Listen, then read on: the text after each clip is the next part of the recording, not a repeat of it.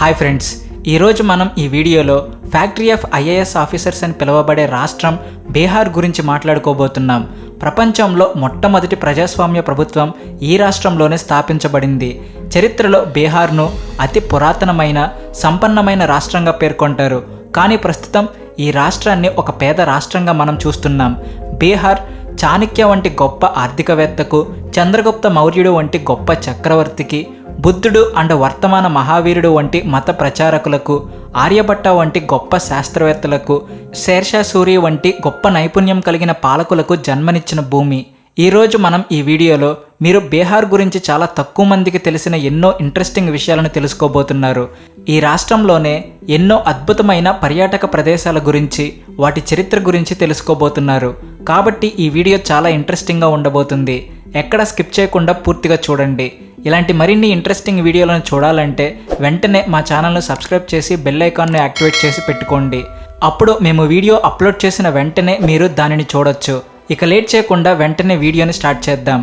బీహార్ భారతదేశంలో ఈశాన్యంగా ఉన్న చారిత్రకంగా సుసంపన్నమైన రాష్ట్రం. దీని రాజధాని పాట్నా. ఇది పురాతన కాలం నుండి పరిపాలన, విద్య, వాణిజ్యానికి కేంద్రంగా ఉంది.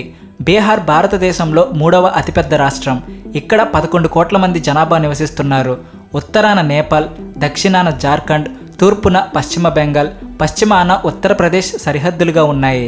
గంగా, గండక్, కోసి, సోన్, బాగమతి వంటి ప్రధాన నదులు ఇక్కడ ప్రవహించడం వల్ల ఇది దేశంలోనే అత్యంత సారవంతమైన రాష్ట్రాలలో ఒకటిగా పరిగణించబడుతుంది. కాబట్టి ఈ రాష్ట్రం వ్యవసాయానికి అనుకూలంగా ఉంటుంది. అయితే గండక్, కోసి నదుల వల్ల వచ్చే వరదలు విధ్వంసాన్ని సృష్టిస్తాయి. బీహార్ చాలామంది గొప్ప పాలకులకు జన్మభూమి. భారతదేశపు తొలి సామ్రాజ్యాలలో ఒకటైన మౌర్య మరియు గుప్త సామ్రాజ్యాలకు జన్మనిచ్చిన మగధ మహాజన పదానికి బీహార్ కేంద్రంగా ఉండేది. ఈ రాష్ట్రం బుద్ధుడు జ్ఞానోదయం పొందిన ప్రదేశం. బోధ్గయలో ఉన్న మహాబౌద్ధ ఆలయం, బోధి వృక్షం ఈ చారిత్రక సంఘటనకు నిదర్శనం. అలాగే జైన మతం 24వ తీర్థంకరుడైన వర్ధమాన మహావీరుడు బీహార్లోని వైశాలి జిల్లాలో జన్మించాడు. బీహార్ ప్రాచీన భారతదేశంలో విద్యకు కేంద్రంగా ఉండేది. నలంద, విక్రమశిల యూనివర్సిటీలు ప్రపంచ ప్రఖ్యాతి పొందాయి. చైనా, జపాన్, టిబెట్ దేశాలతో పాటు ప్రపంచంలోనే ఇతర దేశాల నుండి వేల సంఖ్యలో విద్యార్థులు ఈ యూనివర్సిటీలకు వచ్చి చదువుకునేవారు. చంద్రగుప్త మౌర్యుడు, అశోకుడు వంటి గొప్ప చక్రవర్తులు బీహార్ రాష్ట్రానికి చెందినవారు. మౌర్య సామ్రాజ్యం అఖండ భారతదేశాన్ని ఒకటిగా పరిపాలించడానికి కృషి చేసింది.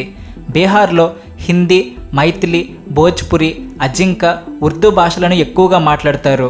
హిందీ మొదటి అధికార భాష కాగా ఉర్దూ 2వ అధికార భాషగా పరిగణిస్తారు. అయితే మైథిలి భాషను కూడా రాజ్యాంగంలోని 8వ షెడ్యూల్లో చేర్చారు. ఈ రాష్ట్రంలో చాట్ పూజ పాటలు, సోహార్, కజ్రీ, జూమార్ వంటి జానపద పాటలు ఇక్కడి సామాజిక జీవన శైలితో ముడిపడి ఉంటాయి.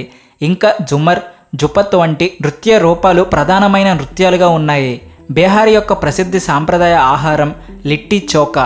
దీనితో పాటు తీక్యూ, మాల్పు, కాజా, సట్టు పరాతా, చానా గుగ్ని, బాలుషాషి మొదలైన వంటకాలు చాలా ఫేమస్.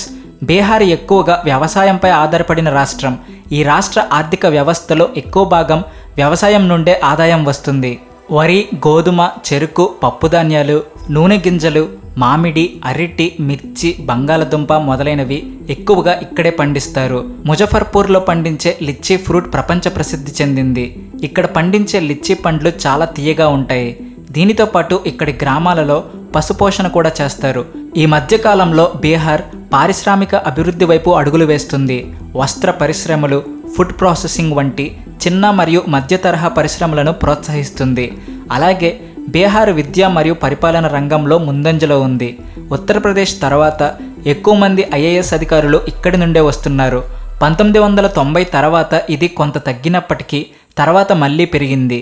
అంతేకాదు బీహార్ విద్యార్థులు ఐఐటీలతో పాటు ఇన్ఫర్మేషన్ టెక్నాలజీ, ఇంజనీరింగ్ వంటి రంగాలలో ముందడుగు వేస్తున్నారు. బీహార్ గణిత శాస్త్రంలో కూడా ఉన్నత స్థాయిలో ఉంది. పురాతన కాలంలో గణిత శాస్త్రంలో సున్నాని కనిపెట్టిన ఆర్యభట్ట బీహార్లోనే జన్మించాడు. నేటికి బీహార్ విద్యార్థులు గణిత సామర్థ్యానికి ప్రాధాన్యత ఇస్తున్నారు. నేటి బీహార్ వేగంగా డెవలప్ అవుతుంది. బీహార్ రాజధాని అయిన పాట్నా స్మార్ట్ సిటీ పథకంలో చేర్చబడింది. ఇక్కడి రోడ్లు, డ్రైనేజ్ వ్యవస్థతో పాటు ట్రాన్స్పోర్టేషన్ ఫెసిలిటీస్ వేగంగా అభివృద్ధి చేయబడుతున్నాయి.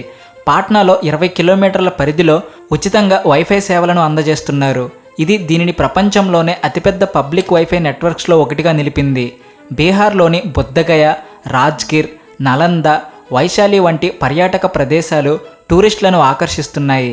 బీహార్ టూరిజంను డెవలప్ చేయడానికి అక్కడి రాష్ట్ర ప్రభుత్వం కొన్ని పథకాలను కూడా అమలు చేస్తుంది. బీహార్ చరిత్ర, సంస్కృతి, సాంప్రదాయాలు చాలా గొప్పవి. చారిత్రక, మత, మేధోపరమైన సాంప్రదాయాల కారణంగా బీహార్ ఉన్నతమైన స్థానాన్ని పొందింది. పురాతన విద్యాలయాలతో పాటు ఎన్నో గొప్ప దేవాలయాలు ఈ రాష్ట్రంలోనే ఉన్నాయి. భారతదేశంలోని పురాతన హిందూ దేవాలయాలలో ఒకటైన ముండేశ్వరి దేవాలయం బీహార్లోని కైమూర్ జిల్లాలో ఉంది. ఇది పంచముఖి శివాలయం. ఇక్కడ శివునితో పాటు శక్తి అమ్మవారు పూజలు అందుకుంటారు.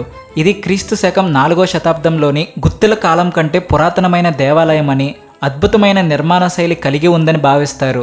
హిందూ మతాన్ని ఆచరించే వారికి ఈ దేవాలయం ఎంతో పవిత్రమైనది. తర్వాత బీహార్ రాజధాని అయిన పాట్నాలో ఉన్న పట్నా సాహిబ్ సిక్కు మతస్థులకు పవిత్రమైనది. ఇది 10వ సిక్కు గురువైన గురు గోవింద్ సింగ్కి జన్మస్థలం. ఈ చారిత్రాత్మక గురుద్వారాను మహారాజా రంజిత్ సింగ్ నిర్మించాడు. ఇది సిక్కు మతంలోని 5 ప్రధాన తఖ్తులలో ఒకటి. ఇక్కడికి దేశ విదేశాల నుండి భక్తులు వస్తూ ఉంటారు. బీహార్లోని నలంద విశ్వవిద్యాలయం ప్రాచీన భారతదేశంలో విద్యా కేంద్రంగా ఉండేది. ప్రధానంగా ఇది Iran, Iraq, Korea, Japan, Greece, China దేశాల నుండి వేల సంఖ్యలో విద్యార్థులను ఆకర్షించింది. ప్రతిరోజు అనేక మంది విద్యార్థులు, ఉపాధ్యాయులు వివిధ అంశాల అధ్యయనంలో మునిగిపోయి ఉండేవారు.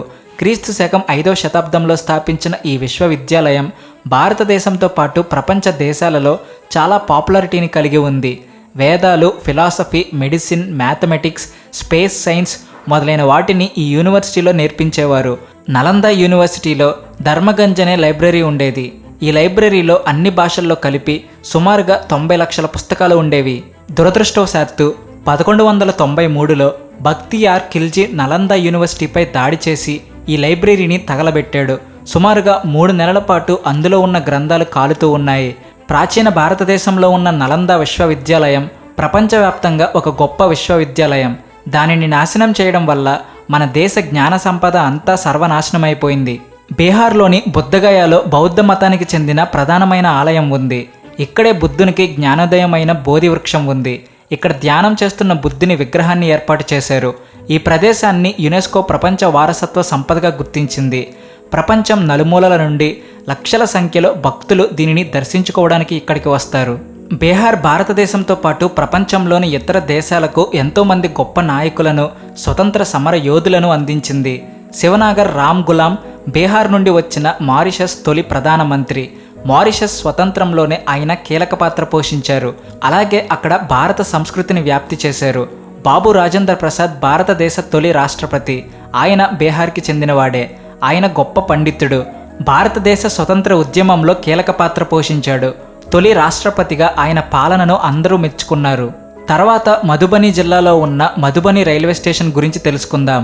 ఇది భారతదేశంలోని 2వ అత్యంత అందమైన రైల్వే స్టేషన్గా పరిగణించబడుతుంది. ఇక్కడ మధుబని పెయింటింగ్ కళను, సంస్కృతిని ప్రదర్శించేలా గ్రాండ్ వాల్ పెయింటింగ్స్, కుడ్యా చిత్రాలు ఏర్పాటు చేయబడ్డాయి. ఈ రైల్వే స్టేషన్ బీహార్ ప్రజలకు తన సేవలను అందించడంతో పాటు బీహార్ సంస్కృతి, సాంప్రదాయాలను అందరికీ తెలియజేస్తుంది. ప్రతిరోజు బీహార్ నుండి లక్షల సంఖ్యలో ప్రజలు పని కోసం ఇతర రాష్ట్రాలకు వెళ్తూ ఉంటారు. వారు తమ నిజాయితీకి, శ్రమకు, ఓర్పుకి గుర్తింపు పొందారు. దేశవ్యాప్తంగా నిర్మాణ రంగంలో, వ్యవసాయ రంగంలో, పారిశ్రామిక రంగంలో, సేవల రంగంలో తమ సేవలను అందిస్తున్నారు. బీహార్లోని ముంగేర్ జిల్లా బీహార్ స్కూల్ ఆఫ్ యోగాకు ప్రసిద్ధి చెందింది. ఇది మన దేశంతో పాటు ప్రపంచ దేశాలలోని యోగా మీద ఆసక్తి ఉన్న వారిని ఆకర్షిస్తుంది. వారికి ఇక్కడ యోగా నేర్పడంతో పాటు ఆధ్యాత్మికత గొప్పతనాన్ని తెలియజేస్తుంది. తర్వాత ఈ రాష్ట్రంలోని ముజఫర్పూర్ జిల్లా స్వీట్ సిటీగా పేరు పొందింది. ఇక్కడ ప్రపంచ ప్రసిద్ధి చెందిన లీచీ పండ్లు అధిక సంఖ్యలో సాగు చేయబడుతున్నాయి. ఇవి చాలా తీయగా ఉంటాయి. ప్రతి సంవత్సరం వేసవి కాలంలో ఇక్కడి నుండి ప్రపంచంలోని ఇతర దేశాలకు ఈ పండ్లు అధిక మొత్తంలో ఎగుమతి చేయబడతాయి. బీహార్ రాజనగరమైన మధుబనిలో నవ్లకా ప్యాలెస్ ఉంది. దీనిని మహారాజా రామేశ్వర్ సింగ్ నిర్మించారు. ఇది అద్భుతమైన వాస్తుశిల్పానికి ప్రసిద్ధి చెందింది.